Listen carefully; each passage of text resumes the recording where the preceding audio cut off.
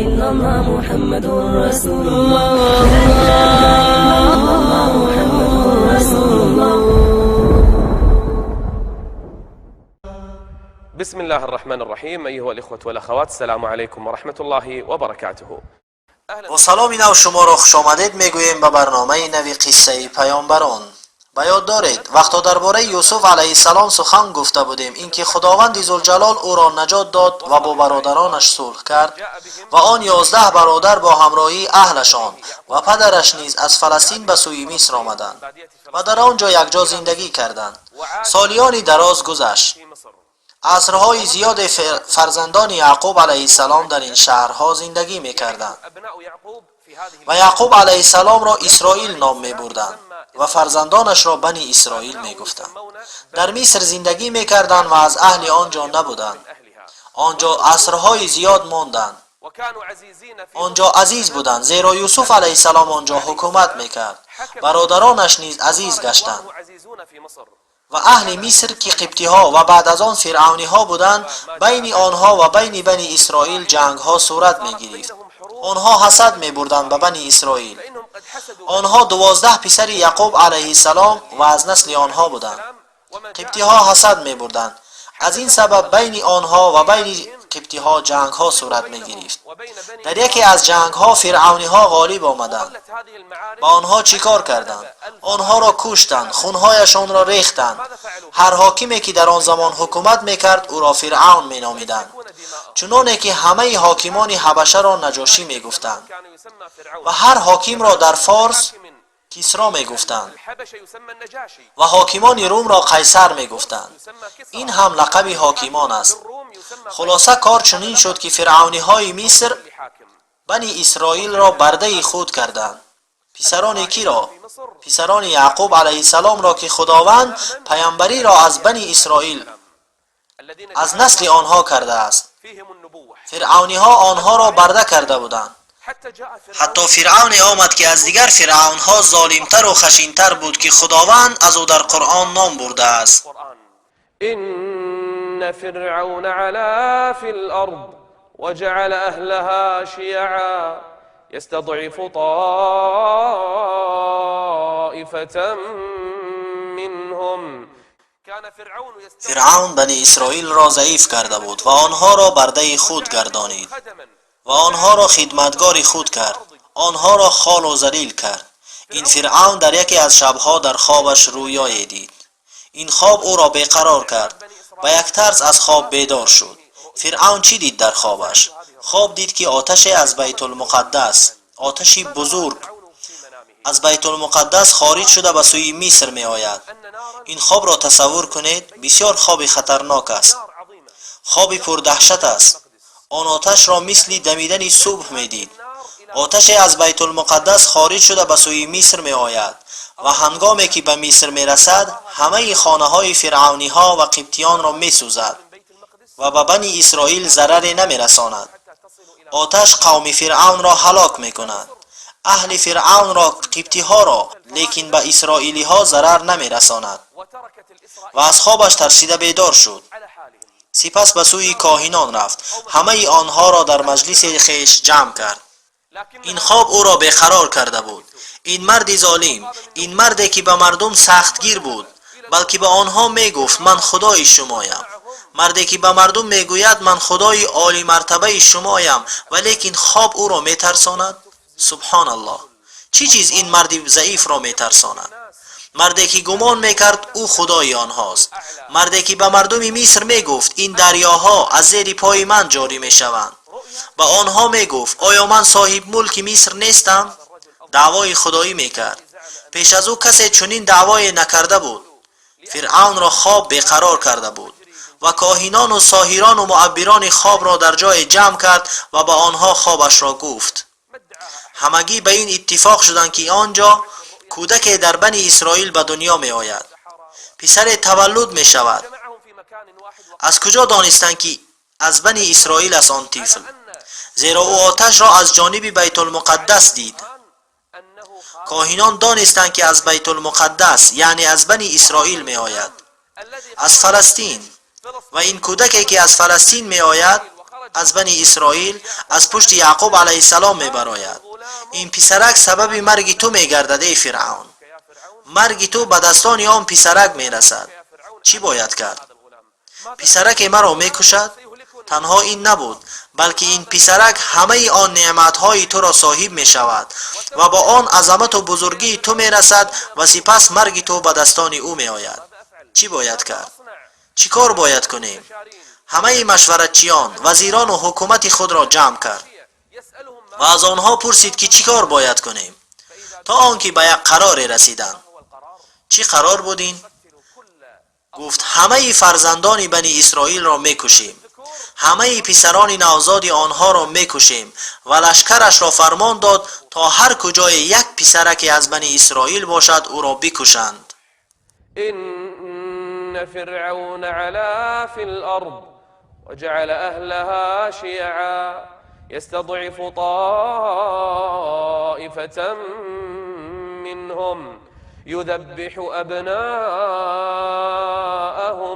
ويستحيي نساءهم إنه كان من المفسدين. مادران آنها را گذاشته پسرانشان را به قتل میرساند. وزیرانش آمده با او گفتند ای فرعون، اگر همه پسران را بکشی کی ما را خدمت میکند؟ کی بنده ای ما میشود؟ کی ما را خدمت میکند؟ بنی اسرائیل نابود میشود. به قرار دیگری رسید، این که یک سال میکشد و سال دیگر نمیکشد. آن سالی که آن کودکان را نمیکشت، در آن سال پسرک با نام هارون به دنیا آمد. این در آینده نبی می شود. و سالی که در آن کودکان را میکشت، مادر موسی باردار شده بود. او موسی را در آن سال تولد میکرد که آن سال فرعون کودکان بنی اسرائیل را میکشت. قصص نور قصص قصص نور قصص حکمه و صبر. مادر موسی وقتا که موسی را تولد کرد ترسید که لشکریان فرعون آمده او را میکشند. خداوند به او وحی فرستاد که ای مادر موسی، یک صندوقچه از چوب بساز و در آن این پسرک شیرخوارت را بگذار و هرگاه که ترسیدی او را به یم انداز. گفتند که یم آن دریای نیل است. او را در آن آب انداز و بر خدای ذوالجلال توکل بکن. مادر موسی علیه السلام آن کودک را بگذاشت. فإذا خفت عليه فألقيه في اليم ولا تخافي ولا تحزني. این کودک در این صندوق که در آب می رود روز دوباره به سویت بر می گردد، بلکه یکی از پیامبران می شود. إنا رادوه إليك وجعلوه من المرسلين. با امر خدای ذوالجلال آن کودک در آن آب می رفت. آیا می دانید به کجا رسید؟ آب او را می برد و آن کودک در آن صندوق چوبین تا کجا می رود؟ به امر خداوند ذوالجلال به قصر خود فرعون رسید. کی آن را یافت؟ کنیزکانش. آن صندوق را گرفتند، کشاده دیدند که یک طفل شیرخواره است. او را به قصر فرعون بردند. فرعون دانست که او از بنی اسرائیل است. گفت بکشید او را. کی در این حالت دخالت کرد؟ زن فرعون دلی پاک داشت. به او گفت لا تقتلوه. فرعون به زنش گفت برای چی او را نکشیم؟ گفت نوری چشم من و تو می شود. گفت نه تنها از تو می شود. وقالت امرأة فرعون قرة عين لي ولك لا تقتلوه عسى أن ينفعنا أو نتخذه ولدا وهم لا يشعرون. فرعون و سربازانش نمیدانستند که چی کسی به سوی آنها فرستاده شد. این همانی است که فرعون او را میجست. این همانی است که برای او شده کودکان قومش را میکشتند. این همانی است که به خاطر او شده خونها ریخت. خداوند ذوالجلال او را فرستاد تا در قصر تو زندگی کند ای فرعون، تا اینکه دشمنی برای شما باشد.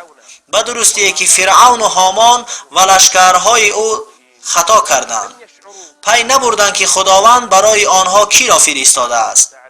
موسی علیه السلام به امر خداوند در قصر فرعون زندگی کرد.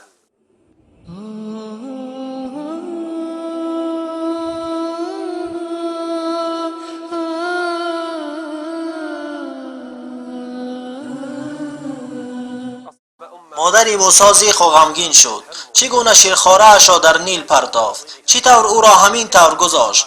قریب بود بین مردم این کارش را آشکار کند و مردم را خبر دهد که شیرخواره اش را در نیل انداخته است تا جویای او بشوند. قریب بود مادر موسی علیه السلام همه را فاش کند اگر خداوند او را آرام نمیکرد. موسى وأصبح فؤاد أم موسى فارغا إن كادت لتبدي به لولا أن ربطنا على قلبها. کی او را آرام کرد؟ خداوند ذوالجلال. به خواهر موسی دختر کلانیش گفت برو از موسی علیه السلام جویا شو، شاید او را در جای بیابی. مادر موسی نمیدانست که خداوند او را به قصر فرعون فرستاده است. مادر موسی این را نمیدانست. خواهر موسی برای جستجوی دادرش برآمد. در هر طرف او را میجست، شاید جای او را پیدا کند. میپرسید، میجست، از پی او میگشت و او را در قصر فرعون پیدا کرد. چی میگذرد؟ مردم در گرد موسی علیه السلام آن طفل شیرخوار جمع شده بودند. هر زنی میخواست با او شیر دهد، لیکن او از هیچ کسی نمیخورد. از قصر فرعون منادی در بازارها ندا میزد که هر کی بخواهد کودکی را در قصر فرعون شیر بدهد پس بیاید، ما با او مال زیاد میدهیم. همه شیر دهنده ها به قصر فرعون می آمدند. هر یکی از آنها میخواست این شیرخوار را شیر دهد. موسی علیه السلام را خداوند حفظ کرده بود. وحرمنا عليه المراضع. هرگاه که زنی با او نزدیک شده میخواست با او شیر دهد، موسی علیه السلام روی میگرداند. از پیستانی کسی شیر نمیخواست، نه از این و نه از دیگر. خداوند شیر همه شیر دهنده ها را با او حرام کرده بود. شیر هیچ کدام از آن زنها را نمیخورد. قریب بود آن کودک بمیرد، قریب بود آن شیرخوار هلاک شود. زن فرعون اکنون چیکار میکند؟ در دستش کودکی است در خطر مرگ، از گرسنگی میمیرد. شیر کسی را قبول نمی کند. این هنگام اپی موسی علیه السلام در آمد. به همه آنهایی که در قصر بودند گفت آیا به شما خانه ای را نشان دهم؟ آیا به شما خانه ای را نشان دهم که برای این کودک شیر دهند، امینی او باشند، نصیحتگرش باشند؟ هل أدلكم على أهل بيت هل أدلكم على أهل بيت يكفلونه لكم وهم له ناصحون. قال قوم فرعون. زن فرعون گفت بیاور آنی را که به این کیفر شیر دهد، هر کجایی که باشد ما برای او مالی بسیار میدهیم. اپی موسی علیه السلام زود به سوی مادرش رفت. گفت ای مادر، شتاب کن، برادرم را در قصر فرعون پیدا کردم. او شیر هیچ زنی را قبول نمی کند. به سوی قصر برو، شاید از پیستان تو شیر بخورد. مادر موسی علیه السلام داخل قصر شد. شیردهان زیاد او را گیر کردند، اما او از کسی شیر نمیخورد. وقتا که مادر موسی علیه السلام داخل شد، قریب بود این کار آشکار شود. پسرش فکر میکرد که او مرده است، او غرق شده است و او نگاه کرد. قریب بود که این کار آشکار شود، لیکن خداوند این کار را، آن شیرخواره را برداشته با او دادند. هیچ کسی گمان نمیکرد که این کودک از او شیر میخورد. وقتا که پیستانش را به سوی دهان کودک برد، آن کودک به خوردن شیر شروع کرد. از کی؟ از مادرش، مادر موسی علیه السلام. فرددناه إلى أمه كي تقر عينها ولا تحزن ولتعلم أن وعد الله حق ولكن أكثرهم لا يعلمون. خداوند آن شیرخواره را به سوی مادرش برگردانید. وعده داده بود. خداوند ذوالجلال آن وعده ای داده اش را به مادر موسی علیه السلام وفا کرد. قصص نور قصص قصص نور قصص حكمة وصبر موسی علیه السلام موسی علیه السلام در قصر فرعون از زمان تولد تا زمان جوانی و به قوت شدنش زندگی میکرد. عجیبی در آن است که موسی علیه السلام نبی خدا که دلش پر از ایمان بود در قصری که پر از کفر و سرکش و منکران بود بزرگ شد. قصری که در تاریکی شرک بود، در آنجا موسی علیه السلام بزرگ شد. پاک است آن خدایی که زنده را از مرده میبرارد. وقتی که موسی علیه السلام بزرگ شد و مردی با قوت و نیرومند گشت، خداوند به او حکمت و علم داد. ولما بلغ أشده آتيناه حكما وعلما. او از بنی اسرائیل است. درست است که او در قصر فرعون بزرگ شده بود، لیکن همه میدانستند که او از بنی اسرائیل است. مادرش هیچگاه از او جدا نشده بود، همیشه با او بود. در زمان کودکیش شیرش میداد، تربیتش میکرد، نگاه و بینش میکرد. موسی علیه السلام که در قصر فرعون بزرگ شده بود، همه میدانستند که او از بنی اسرائیل است، لیکن او در نزد قوم فرعون قدر و منزلتی خاصی داشت. وقتی موسی علیه السلام بزرگ شد و خداوند به او حکم و علم را داد، او در دین پدرش یعقوب علیه السلام بود. وقتی که بزرگ شد، روز از روزها که مردم همه در خانه هایشان بودند، از قصر خارج شده به شهر درآمد. موسی علیه السلام داخل شهر شد و مردی را دید که مردی دیگر را میزند. آنی که دیگر را میزد از قوم فرعون بود، قبطی بود از قوم فرعون. مردی را از بنی اسرائیل میزد. آن مرد ناتوان بود، فریاد میزد: ای مردم نجاتم دهید، ای مردم خلاصم کنید. در شهر کسی نبود. موسی علیه السلام به سوی آنها رفت. موسی علیه السلام این را میدانست که به برادرت کمک کن، اگرچه ظالم یا مظلوم باشد. هرگاه که دید مظلوم است کمکش میکند. وقتا به سوی آنها رفت، دید که او را میزند و مرد قبطی میخواهد او را بکشد. دخل المدینة على حین غفلة من اهلها فوجد فيها رجلين يقتتلان هذا من شيعته وهذا من عدوه. شیعه او، این یعنی از بنی اسرائیل، از قوم موسی علیه السلام و از موسی علیه السلام کمک میخواست. هذا من شيعته وهذا من عدوه فاستغاثه الذي من شيعته على الذي من عدوه. او را صدا زد که ای موسی کمکم کن. موسی علیه السلام با قوت بود، مردی قوی بود، جوانی نیرومندی بود. و موسی علیه السلام به سوی اسرائیلی رفت و خواست او را نجات دهد. این هنگام موسی علیه السلام رفت و آن مرد را با دستش یک مشت زد، تنها یک ضربه. آن مرد به زمین افتاد. موسی علیه السلام به او نگاه کرد، او را بیدار میکرد. آن اسرائیلی در ترس و تعجب بود. چی روی داد؟ موسی علیه السلام او را تکان میداد، اما قبطی با یک ضربه هلاک شده بود. فاستغاثه الذي من شيعته على الذي من عدوه فوكزه موسى فقضى عليه. وقتا موسی علیه السلام او را دید که مرده است، موسی علیه السلام به خطا او را کشت. مقصدش کشتن نبود، لیکن او را زد تا مردی ضعیف را کمک کند، اما او از یک ضربه مرد. قال هذا من عمل الشيطان إنه عدو مضل مبين. آن مرد به زمین افتاد، اما اسرائیلی باشد از ترس فرار کرد. موسی علیه السلام باشد تنها ماند و از خداوند طلب مغفرت میکرد. قال رب إني ظلمت نفسي فاغفر لي. قال رب إني ظلمت نفسي فاغفر لي فغفر له إنه هو الغفور الرحيم. این هنگام مردم خبر را پهن کردند. مردی در مکان کشته شد. لشکرها، سربازان، پاسبانان امنیتی آمدند. چی خبر است؟ چی رخ داده است اینجا؟ کشتار صورت گرفته است. مردم همه جمع شده بودند. پاسبانها آمدند.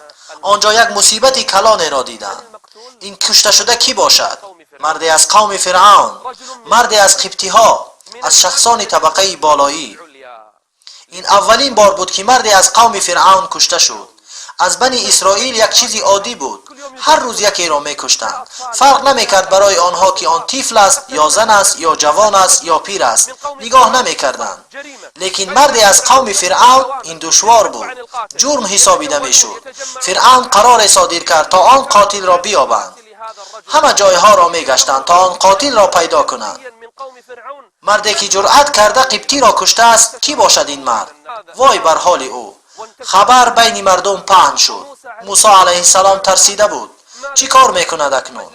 مقصدش کشتن آن مرد نبود. اگر این را بگوید او را میکشند. اصبح فی المدینه خائفا یترقب. موسی علیه السلام هنگامی که صبح شد با یک ترس از آنجا برآمد. مراقب بود، چپ و راست خود را نگاه میکرد. شاید او را دستگیر کنند. شاید کسی از این آگاه شده باشد. این را تنها کی میدانست؟ آن مرد اسرائیلی از بنی اسرائیل، آنی که موسی علیه السلام از او محافظت کرد. تنها او میدانست این را. موسی علیه السلام در شهر با ترس میگشت. شاید این کارش آشکار شده باشد. فاصبح فی المدینه خائفا یترقب فاذا الذی استنصره بالامس یستصرخه. همان مردی که از بنی اسرائیل بود یک درد سری دیگری آورد و یک مرد دیگری از قوم فرعون دعوا کرد با یک قبطی از قبیله فرعون. موسی علیه السلام به او نگاه میکرد. موسی علیه السلام را صدا میکرد، زیرا موسی علیه السلام 2 روز او را نجات داده بود. امروز نیز نجاتش میدهد. صدا میزد: ای موسی کمکم کن، ای موسی کمکم کن. موسی علیه السلام نزد او رفت. مردم همه نگاه میکردند. آن زمان همه مردم آنجا بودند. وقتی صبح بود، خالی از آدمان نبود. موسی علیه السلام نزد او رفت و گفت، در حالی که او از جانب قبطی لگد میخورد. موسی علیه السلام گفت: انک لغوی مبین. انت رجل ظالم. تو مردی ظالمی هستی. هر روز برای خودت دردسر درست میکنی. تو در خودت چی کمبودی داری؟ این بدرفتاری است. موسی علیه السلام او را نصیحت کرد. میخواست این دفعه نیز او را نجات دهد، زیرا با او ظلم کرده میشد. لیکن مردی از بنی اسرائیل دیگر چی گمان کرد؟ گمان کرد موسی علیه السلام آمده است تا او را بزند. نمیدانست که موسی علیه السلام به کسی ظلم نمی کند. امکان ندارد که موسی علیه السلام ظلم را یا که ظالم را کمک کند و قصاص بگیرد، بلکه به مظلومان کمک می کند. موسی علیه السلام به نزد آنها رفت. آن مرد اسرائیلی ترسید که موسی علیه السلام آمده او را می زند. او داد زد و گفت: آیا می خواهی مرا بکشی چنانه که دیروز یکی را کشتی؟ موسی چپ و راست را نگاه کرد. چی؟ مردم این خبر را شنیدند. موسی علیه السلام آن مرد را دیروز کشت؟ آره، دیروز این موسی علیه السلام بود که آن مرد را کشت و امروز میخواهد مرا بکشد. موسی علیه السلام نمیخواست او را بکشد. کار آشکار شد. موسی علیه السلام فرار کرد. سربازان او را میجستند. مرد نزد او آمد و گفت: ای موسی، مردم زیاد جمع شدند تا تو را بکشند. ان الملأ یأتمرون بك لیقتلوک فاخرج انی لك من الناصحین. فخرج منها خائفا یترقب. موسی علیه السلام از سوی مصر به سوی مدین فرار کرد. آیا سربازان فرعون او را دستگیر کردند؟ چی آنجا روی داد؟ در مدین چی را دید؟ و آن قصه 2 دختر جوان چیست؟ و نزد آنها چی را دید؟ و در حال بازگشتش به سوی مصر چی رخ داد؟ این همه را به خواست خداوند در برنامه آینده خواهیم شنید. استودعكم الله والسلام عليكم ورحمة الله وبركاته. قصص نور قصص